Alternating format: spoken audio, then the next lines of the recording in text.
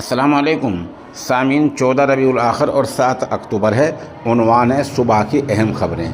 गज़ा और इसराइल के दरमियान समझौता आखिरी मरहले में है और मिस्र में दोनों ममालिक के नुमाइंदों के दरमियान राष्ट्र डायरेक्ट बातचीत चल रही है।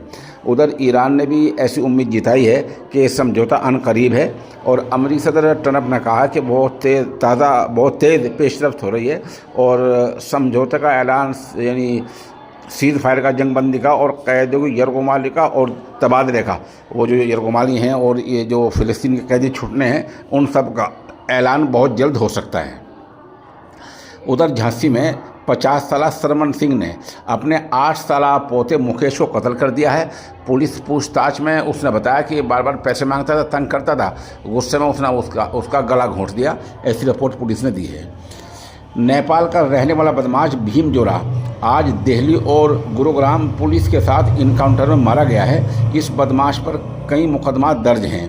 ये वारदात यानी इनकाउंटर दिल्ली के ईस्ट ऑफ कैलाश इलाके में हुआ है।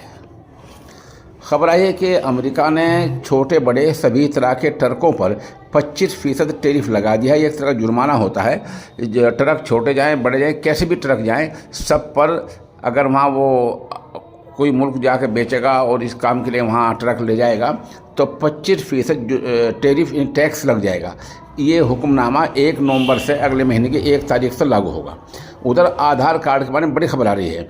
आधार कार्ड में अगर आप फ़ोन नंबर अपडेट कराते हैं तो 75 रुपये लग जाएंगे। पहले ये फ़ीस 50 रुपये थी। नाम और पता या बायोमेट्रिक यानी उंगलियों के निशान, आंखों के निशान, ये अगर अपडेट कराएंगे तो इस पर 125 रुपये लगेंगे और पहले ये फ़ीस भी कम थी। अलबत्ता अगर बच्चों के लिए आधार कार्ड अपडेट कराना है तो उसमें कोई फ़ीस नहीं लगेगी। जमीयत उलमा के ज़िला शामली के सदर मौलाना मोहम्मद साजिद कासमी दामत बरकातुहुम आजकल बीमार हैं और फ़िलहाल पानीपत से उनको जवाब दिया गया है और पानीपत से उनके फर्जंद अंजुमन उनको दिल्ली किसी अस्पताल में ले जा रहे हैं। सभी सामीन से मौलाना साजिद के लिए दुआ की दरख्वास्त की जाती है।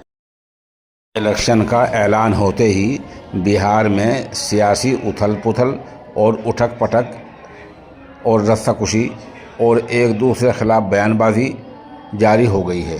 जहां नीतीश कुमार अपनी सरकार की कामयाबियों को गिनाने में लगे हुए हैं, वहीं अपोजिशन ने उनके दौर की नाकामियों को उजागर करना शुरू कर दिया है। बहरहाल बिहार में इस दौरान इस इलेक्शन में पूरा हल्ला बोल शुरू हो चुका है।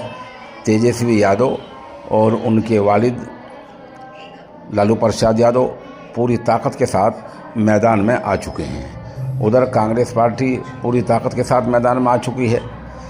मजलिस इत्तेहादुल मुस्लिमीन के वहाँ कई प्रोग्राम हो चुके हैं। अब देखना यह है कि मजलिस का किसी सियासी पार्टी के साथ इंतखाबी समझौता होता है या नहीं। सामीन, जिस माजून ताकत के ख़जाने का मैं ऐलान क्या करता हूँ वो इंसान की हर तरह की कमज़ोरी के लिए और उम्र के साथ साथ जो कमज़ोरी आ जाती है उसके लिए भी नीज़ ताकत के लिए बहुत फ़ायदेमंद है। जिन साहब को चाहिए वो हमारे नंबर 96 27 70 90 14 पर संपर्क कर सकता है।